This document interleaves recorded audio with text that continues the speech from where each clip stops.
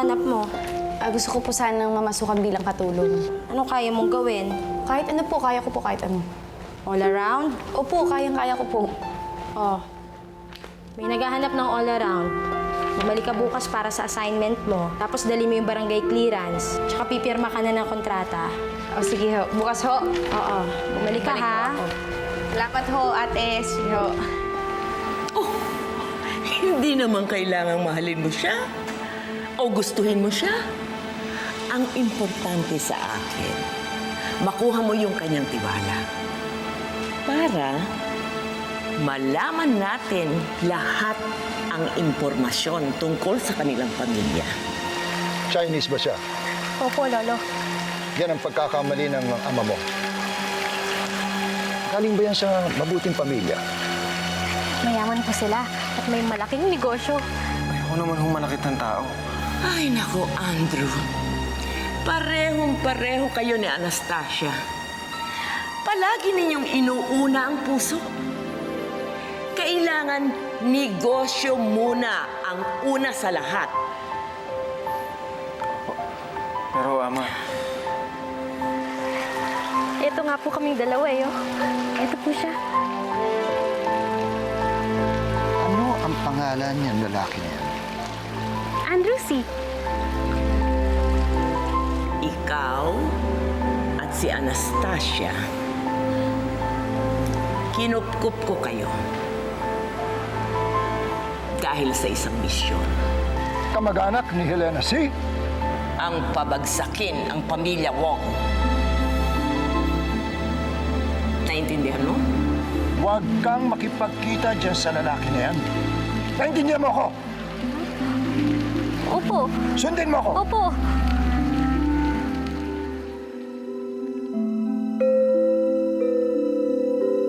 bakit ba kasi kailangan mong isang layan? Kasi kahit makuha ko yung advance ko sa agency, kulang pa rin nato. Wala na ba tayo ibang paraan para may salba yan? Nato panahon na lang ang kalaban ko eh.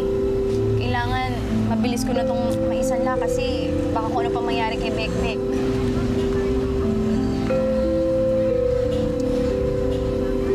Sana may magawa pa ako para makatulong. Hinayang kasi ako eh. Nato, sobra-sobra na ginawa mo. Hindi mo na kailangan pang tumulong. Salamat sa lahat, ha? Salamat. Santa Cita Agency po. Si Grace Malari po to. Opo, itanong ko lang po kung may kumuha na sa akin.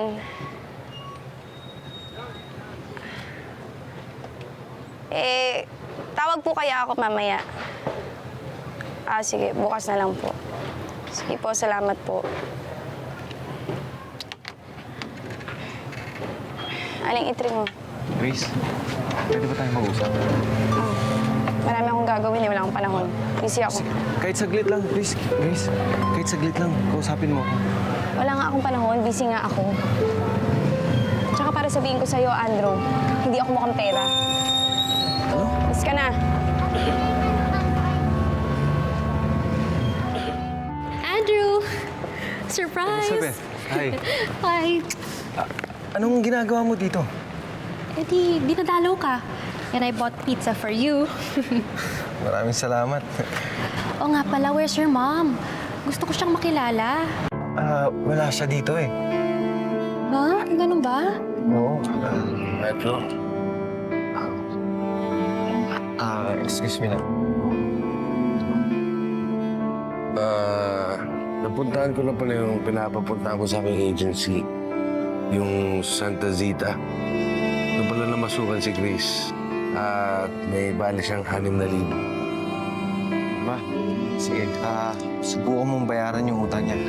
Hindi niya kailangan magtrabaho. Grace Malyari ang pangalan niya. Grace. Tandaan mo, ha? Sige. Elizabeth, sorry. May inaasikaso lang ako. Hindi, it's okay. Ayoko namang istorbohin ka sa trabaho. I'll go ahead na. Ano ba? Sige, mag-iingat ka. Sige. Kainin mo yan, ha? Malakas ka sa akin. Para sa'yo yan. Sige, salamat. Okay, bye. Ito ba ang Santa Zita Agency?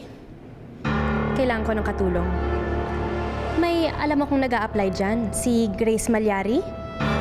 Oo. 6,000? walang problema. Bibigyan ko kayo ng 10,000. Basta't siguraduhin nyo lang na siyang ipasok nyo sa amin. Bukas aasahan ko yan, ha? Sige. Salamat. Ano po yan, Lolo? Alam mo ba, kakambal ito ng pendant nung nasa'yo. Opo. Iisa ang pinanggalingan nito. Isang sukat dahil ito'y pares nung hikaw ng iyong lola. Ito, tingnan. Papa, kailangan ko kayong makausap tungkol ho dun sa pagbabanta ni William. Ano sinasabi? Kasi ho, Papa, may balak ho sila ni Edward. Grace, malaki pa rin ba kulang? Kailangan makabali na ako sa agency papasuko.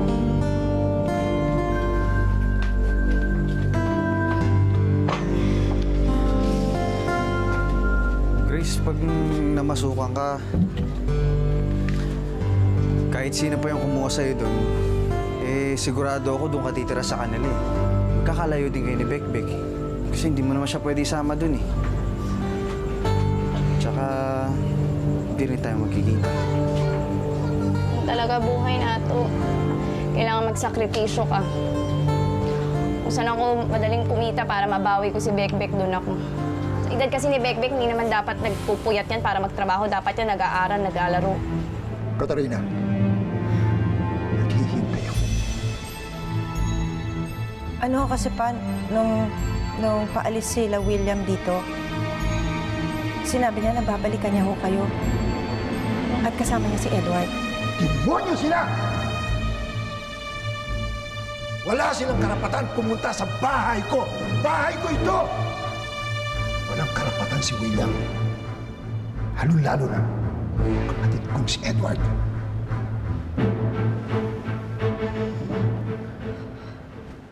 May paraan pa, Grace. Lapitan mo yung lalaki mong may pera, umutang ka doon kaysa arte-arte ka dyan. Inay, pwede naman ho, pag nakuha ko na si Bekbek, sana naman ho, huwag yun ang ipamigay. Sobra ka na, ha? Pang! Bakit na sumagot ka para ibang taong sa harap mo? At hindi yung taong sumagip sa'yo sa basurahan para mabuhay ka? Ha? Ano? Pang, tama na. Oo, inay. Hindi ko na ho talaga kayo kilala. Kasi na yung kilala ko hong ina. Kahit ano naman ho kasi yung galit sa akin nun, hindi naman ho ako iisipang ibenta nun eh. Alam niyo kung nabubuhay lang si tatay? Patay na nga siya eh! Namatay si Tomas dahil sa'yo! Dahil inuna mo pagsagipin yung bata kaysa sarili mong tatay! Eh di sana, iniwan niyo na lang ako sa basura. Kung saan niyo ako nakita? Eh di sana ho, magkasama kayo ni tatay.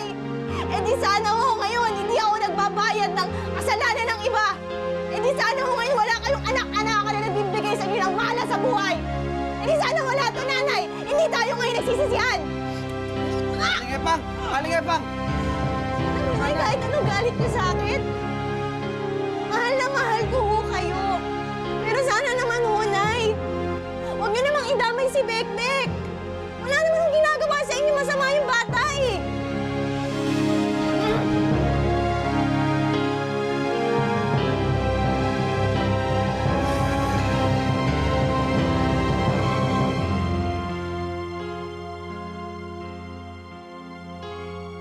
Definitely, Papa. May nangyaring suhulan kaya nabayaran ng Dragon Holdings ng lupa natin sa Avenida. Kailangan ko ng pangalan. Sino sa City Hall ang nabayaran ni Helena? Bakit kailangan natin matutong humawak ng barel? Pa, kailangan proteksyonan natin ang ating mga sarili. Para ba sa pagbabalik ni Edward Wong? Malalaman ko yan pagkatapos po ng meeting ko kay Mayor. Huwag kang magpapareglo. Gusto ko tuluyan si Helena. Ibang klaseng hayop si Edward. Wala siyang kapari sa kanyang kasamaan. Hindi siya basta demonyo lang. Siya mismo, si Satanas. Ibig niyo bang sabihin, posibleng magkapatayan pa kapag nakaharap natin siya? Pinoproblema ko pa nga ho si Uncle Edward eh. Kaya tuloy hindi ko alam kung anong unahin ko. Charles, pakatanda mo, wala kang ipamimigay. Lahat ng kinuha ni Elena, papawiin natin.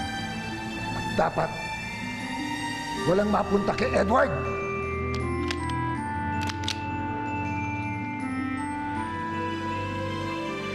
Walang binubuhay sa kanyang mga kalaban si Edward.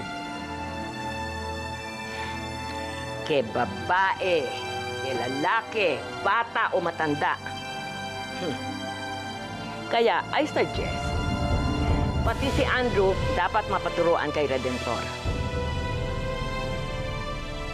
Hindi pa ba siya bumabalik? Sabi ko po, ma, maghintay siya ng ilang araw bago bumalik. Eh, baka po bukas bumalik na yon. Nag-request nga ako ng Bali eh. Mukhang kailangan ng pera. O, di ibigay mo. Para pala tayong papasok sa gera nito. Nagsimula na ang gyera. Kaya humanda ka na. Eh, ma'am, normal practice po kasi namin yun sa agency na dapat. Ang sabi ko, ibigay mo. Sige ho, magkano? Kahit magkano kailangan niya. Para makasigurado ako hindi siya makakatanggi.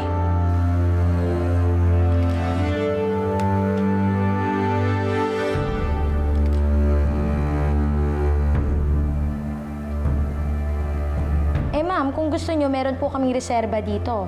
Magaling, masipag, tsaka maganda yung recommendation niya. Yun nga lang po, napaso na yung kontrata niya sa ibang bansa. Si Grace Malyari lang ang kailangan ko. Huwag kang mag-alala. Marunong ako magpasalamat. Naiintindihan mo ba? Kung hahawak ka ng barel at aasinta ka, isipin mo yung pinakpamumuhian mong tao.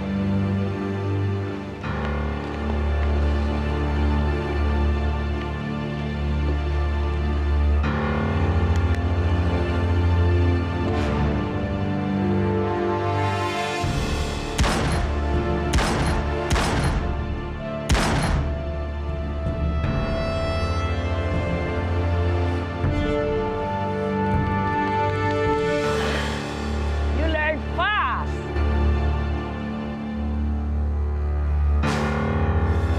Paano kung mga sadista pala yung magiging mga amo mo? po. Kaya ko naman pangalagaan sarili ko na to. Paano kung hanap-hanapin ka ni Bekbek? Eh, day off naman siguro ko. Paano kung ano na naman gawin ng nanay mo kay Bekbek? Oh, Yun ang pagdadasal nating huwag mangyari. paano kung... Paano kung mamiss mo ko? O eh, di puntahan mo ako, gumawa ka ng paraan para bisitahin ako. Ano, meron ka pa bang paano kung...